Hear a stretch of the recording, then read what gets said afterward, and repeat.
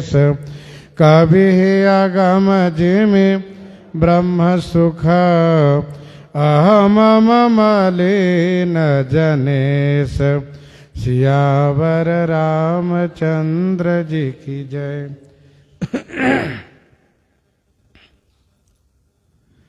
गोस्वामी जी महाराज पूर्व प्रसंग में वर्णन किए।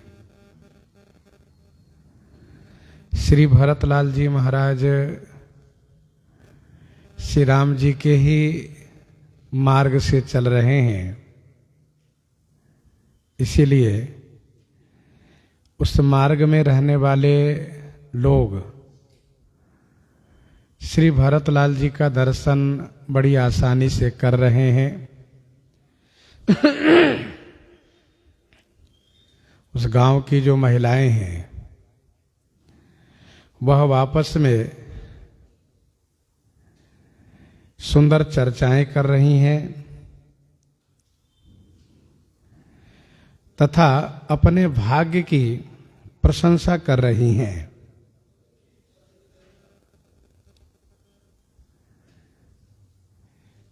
सभी गांव में इसी प्रकार से दर्शन से लाभ प्राप्त हो रहा है और सभी को आश्चर्य भी प्राप्त हो रहा है कि हम लोगों को ऐसा सुंदर अवसर प्राप्त हुआ है कि महान भागवत श्री भरतलाल जी का दर्शन प्राप्त हो रहा है। सचमुच इन गांव वालों को श्री राम जी के दर्शन से भाग्य खुल गए हैं, इसलिए यह लाभ प्राप्त हो रहा है। भगवान जब अनुग्रह करते हैं तो संत दर्शन का लाभ प्राप्त होता है। सो लाभ इन सभी को प्राप्त हुआ है। गोस्वामी जी कहते हैं इन लोगों के लिए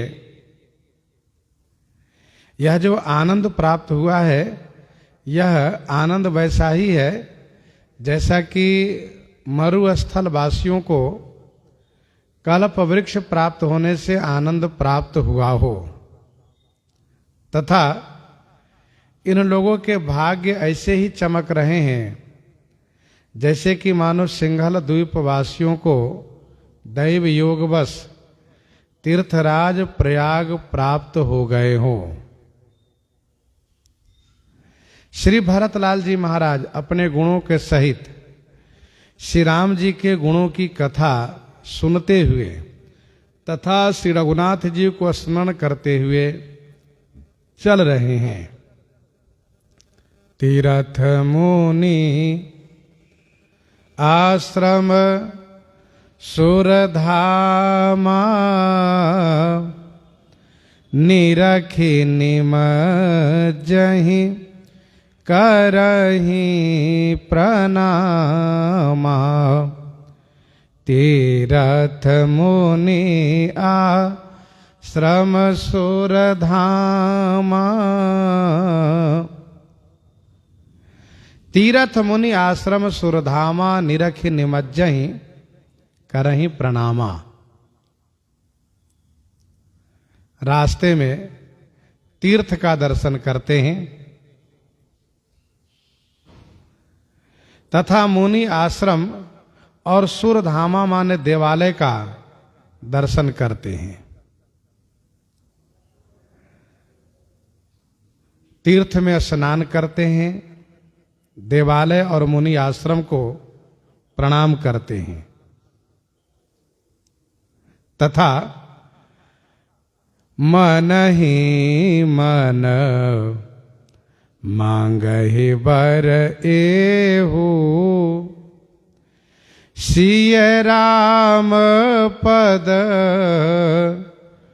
पदुम सनेहु। सिय राम पद पदुम सनेहु। मन ही मन मांगहि बर एहू। मन ही मन मांगहि बर एहू। मन ही मन सबसे यही वरदान मांगते हैं श्री भरतलाल जी। कैसा वरदान मांगते हैं कि श्री सीताराम जी के पद पदु माने चरण कमल में मेरा स्नेह प्राप्त हो, यही वरदान मांगते हैं। उपासना मार्ग में कर्म सभी करने का छूट है। सभी कर्म आप करिए, सभी सत्कर्म करिए। कर्म का मतलब शुभ कर्म, सत्कर्म। सभी देवी देवताओं का अर्चन वंदन प्रणाम करिए, लेकिन फल केवल एक ही चाहना कीजिए। वह क्या? तो हम अपने इष्ट देव के चरणों में अनुराग प्राप्त करें, बस यही फल की चाहना करिए। महर्षि वाल्मीकि जी कहते हैं कि सब करि मांगहि एक फल, राम चरण रति होहु। तिनके मन मंदिर बसहु, सिय रघुनंदन दो। सब करि मांगल एक फल, राम चरण रति होहु। सभी शुभ कर्म करके वह साधक, वह भक्त एक ही फल मांग करता है। कौन सा फल? तो हम अपने इष्ट देव में अपने इष्ट देव के चरणों में अनुराग प्राप्त करें, राम चरण रति हो, यही मांग करते हैं। तो तिनके मन मंदिर बसहु, सिय रघुनंदन दो। उनके मन मंदिर में श्री सीता सहित, श्री अनुज के सहित आप निवास कीजिए।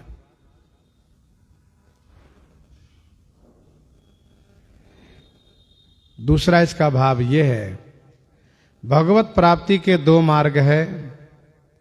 एक है पिपीलिका मार्ग और दूसरा है विहंगम मार्ग। पिपीलिका मार्ग माने चींटी का मार्ग, और विहंगम मार्ग का मतलब होता है पक्षी का मार्ग। इसको और सरल भाषा में समझिए।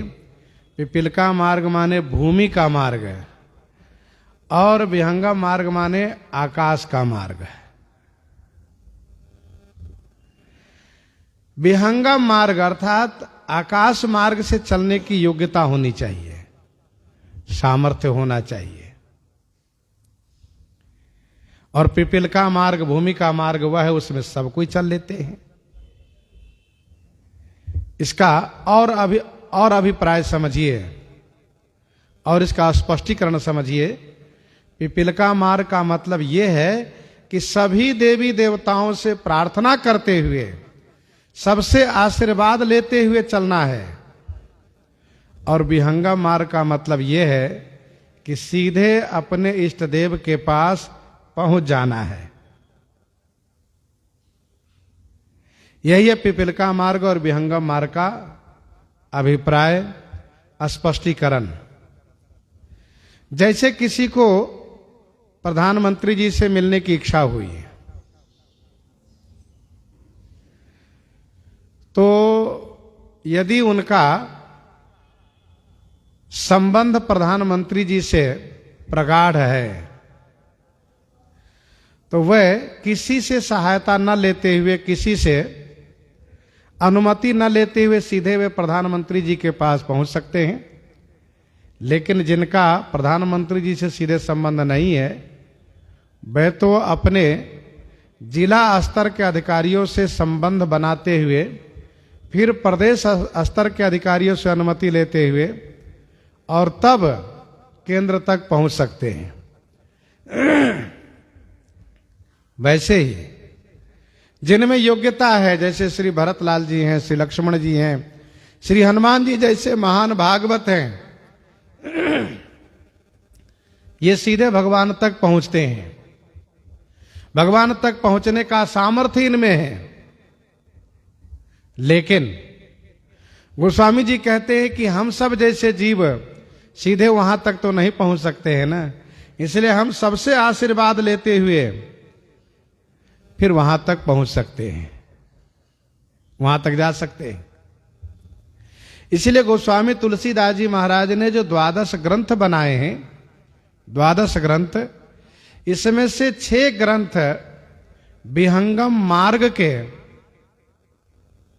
पोषक हैं, समर्थक हैं, और 6 ग्रंथ पिपीलिका मार्ग के पोषक हैं, समर्थक हैं। आप यदि जानना चाहेंगे कि विहंगम मार्ग के पोषक 6 ग्रंथ कैसे माने जाएंगे, तो जिन जिन ग्रंथों में देवी देवताओं की वंदना करके फिर श्री राम कथा गायन की है गोस्वामी जी ने, वह ग्रंथ है पिपीलिका मार्ग के पोषक। और जिन जिन ग्रंथों में किसी की वंदना न करके सीधे भगवान का गुणगान गोस्वामी जी ने किया है, वह है विहंगम मार्ग के पोषक। तो दोनों मार्ग है, आप जिस मार्ग से चलना चाहें उस मार्ग से भगवान के पास पहुंच सकते हैं, लेकिन विहंगम मार्ग से चलने के लिए योग्यता होनी चाहिए।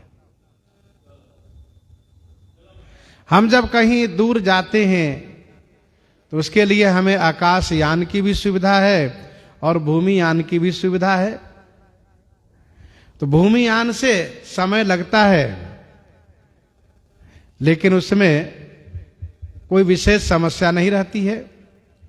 आकाशयान से जल्दी तो पहुंच सकते हैं, लेकिन उसके लिए तमाम सारी समस्याएं हैं। उन सभी समस्याओं का समाधान होना चाहिए।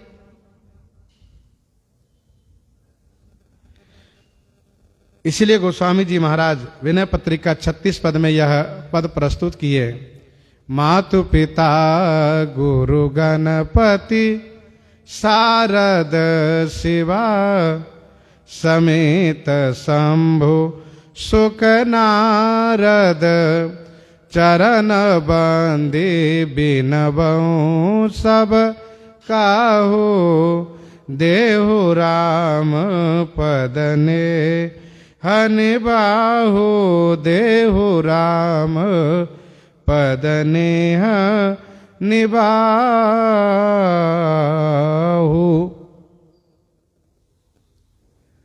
श्रीमद् रामचरितमानस जी में वाणी विनायक भवानी शंकर तथा महर्षि वाल्मीकि जी, श्री हनुमान जी महाराज, इन सब की वंदना करते हुए, गुरुदेव की वंदना करते हुए श्री सीताराम जी की वंदना करते हैं। जब भाषा में राम कथा प्रारंभ करते हैं तभी सर्वप्रथम गणेश जी, सूर्य भगवान, भगवती पार्वती जी के सहित भगवान शिव, श्री लक्ष्मी नारायण भगवान, सूर्य भगवान, सबकी वंदना करते हुए और फिर आगे चल करके वंदना की तो झरी लगा देते हैं। मानो गोस्वामी जी यह कहते हैं कि सबसे आशीर्वाद लेते हुए हम श्री राम जी के पास तक पहुंचे। तो भक्ति मार्ग में, उपासना में हम सभी कर्म कर सकते हैं, लेकिन ध्यान ये रहे कि सभी कर्मों का अलग अलग फल होता है। हमें उन फलों की अपेक्षा नहीं, चाहना नहीं है। हमें तो फल केवल यही चाहिए कि राम चरण रति हो, बस यही फल चाहिए। आगे गोस्वामी जी कहते हैं, मिलहि की रात कोलवन वासे वैखानस बटु जति उदासी। मिलहि की रात कोल वनवासी। रास्ते में कोल की रात, वनवासी, वैखानस माने वानप्रस्थ, बटु माने ब्रह्मचारी, और जति उदासी माने सन्यासी मिलते हैं। जंगली क्षेत्र है, वन मार्ग है, तो वन में श्री भरतलाल जी किनको किनको देख रहे हैं, कौन कौन मिल रहे हैं श्री भरतलाल जी को? तो मानसकार कहते हैं कोल किरात मिल रहे हैं, कोल किरात मिल रहे हैं। और कौन मिल रहे हैं? कहा वानप्रस्थ आश्रम वाले मिल रहे हैं। और कौन मिल रहे हैं? कहा ब्रह्मचारी मिल रहे हैं। ये ब्रह्मचारी जंगल में कैसे मिल रहे हैं? कहा कंदमूल फल लेने के लिए आए हुए हैं, गुरु जी की सेवार्थ कंदमूल फल लेने के लिए आए हुए हैं। और कौन मिल रहे हैं? कहा सन्यासी मिल रहे हैं, जति उदासी, ये सब मिल रहे हैं। मिले ही किरात कोल वनवासी, वैखानस बटु जति उदासी। 4 आश्रम के लोग मिल रहे हैं। कोल किरात वनवासी से हो गए गृहस्थ आश्रम वाले, कोल किरात वनवासी से हो गए गृहस्थ आश्रम वाले, वैखानस से हो गए वानप्रस्थ आश्रम वाले। वानप्रस्थ एक आश्रम होता है जिसमें पत्नी के सहित वह वन में जाकर के निवास करते हैं और सांसारिक सुखों का परित्याग करके अध्यात्म मार्ग पर आरूढ़ होकर के भगवान का चिंतन करते हैं, साधना करते हैं, संयम एवं सदाचार का पालन करते हैं। ये है वानप्रस्थ आश्रम। और इसके बाद आश्रम वाले कौन मिल रहे हैं? कहा ब्रह्मचारी भी मिल रहे हैं घूमते हुए, सन्यासी भी मिल रहे हैं। ये सब रास्ते में मिल रहे हैं। हमारे यहाँ 4 आश्रम है, ब्रह्मचर्य, गृहस्थ, वानप्रस्थ और सन्यास। 2 आश्रम जो है प्रधान रूप से हैं, वह कौन है? कहा गृहस्थ और सन्यास। और बाकी जो 2 आश्रम है, कहा ये जो ब्रह्मचर्य आश्रम है यह गृहस्थ आश्रम के पोषक है। ब्रह्मचर्य आश्रम जितना अच्छा होगा, गृहस्थ आश्रम उनका वैसा ही उतना ही सुखद होगा। यदि ब्रह्मचर्य आश्रम बिगड़ गया हो तो गृहस्थ आश्रम उसका बढ़िया संवर नहीं पाता है। और वैसे ही वानप्रस्थ आश्रम सन्यास आश्रम के पोषक हैं। जिनका वानप्रस्थ आश्रम बढ़िया निभा जाता है, उन्हीं का सन्यास आश्रम मजबूत होता है। यदि वानप्रस्थ आश्रम में यदि सदाचार संयम का पालन नहीं हुआ तो सन्यास आश्रम में उसका निर्वाह नहीं हो सकता। तो 2 आश्रम प्रधान रूप से हैं। और ये जो वन प्रदेश है, जंगली रास्ता है, इस रास्ते में यही लोग मिल रहे हैं, चारों आश्रम के लोग। गृहस्थ अब नगर गांव शहर के रहने वाले तो नहीं है, वन के रहने वाले गृहस्थ हैं।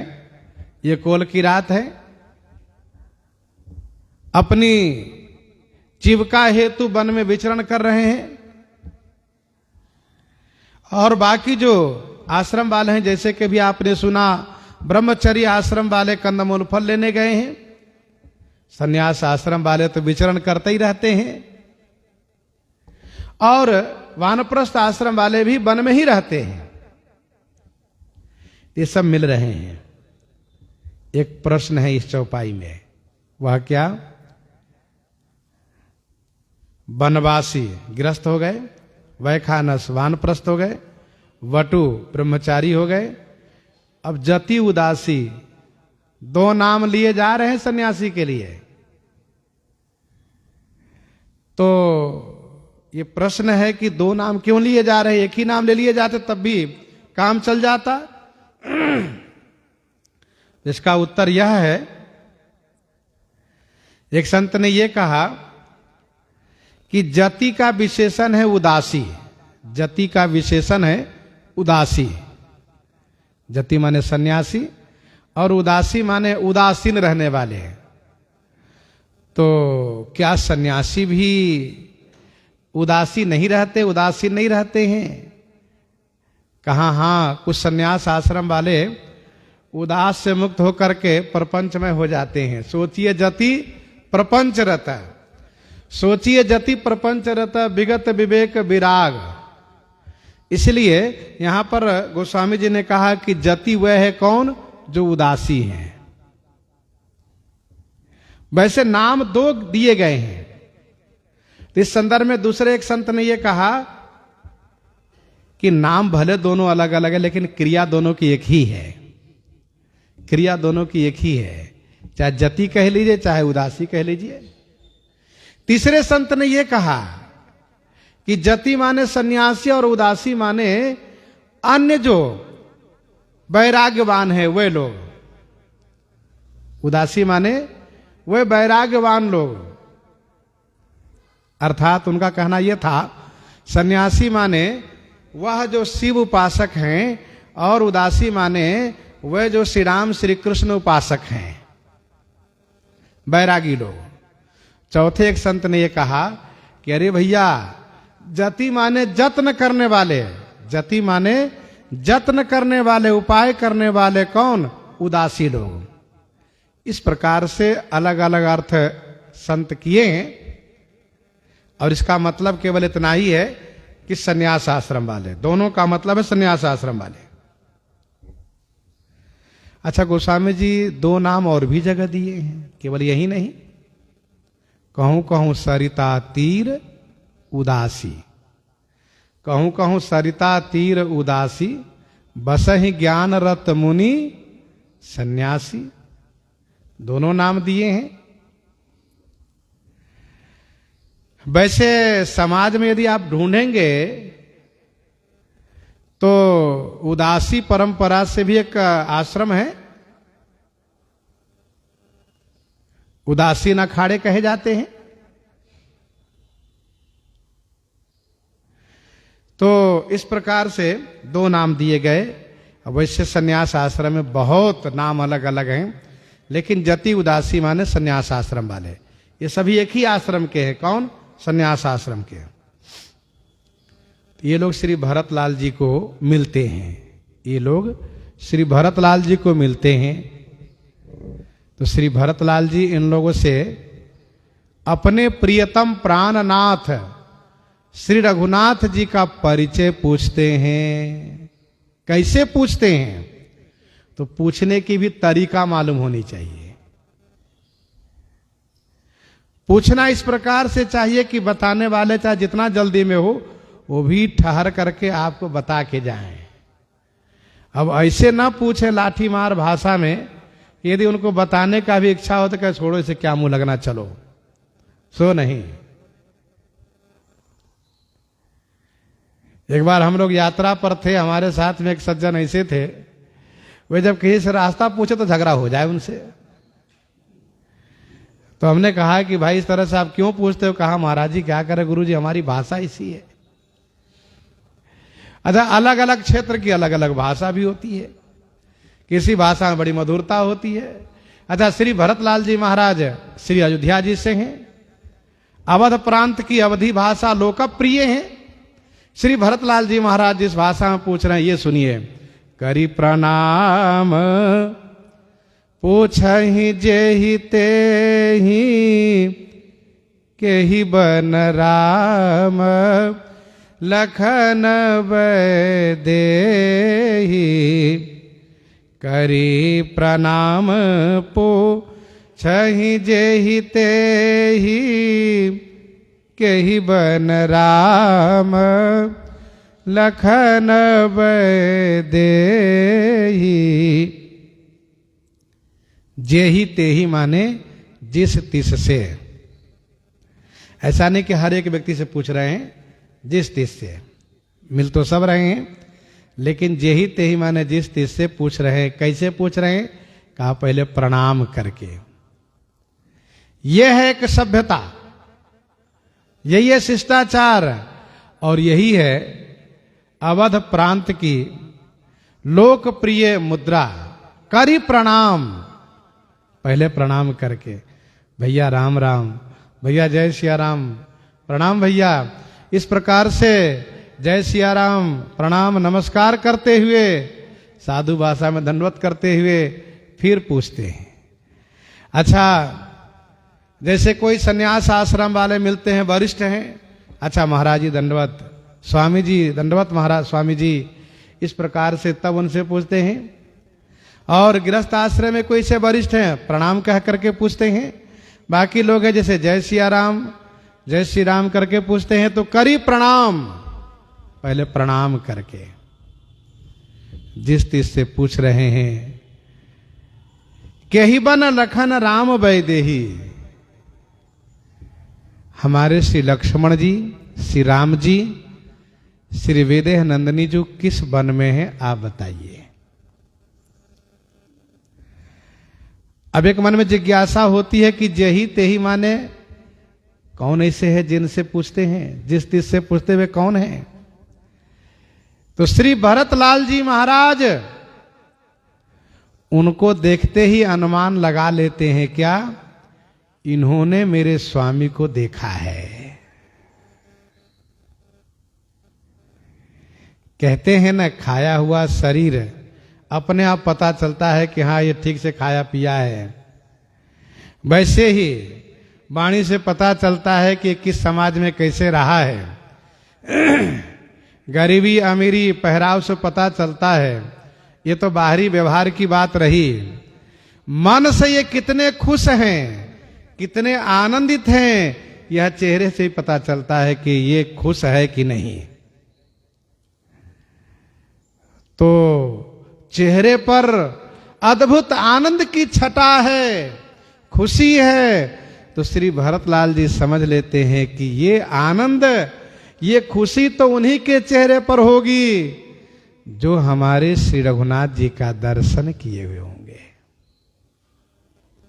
भगवान के दर्शन करने वाले वे ठाकुर जी के ही स्वरूप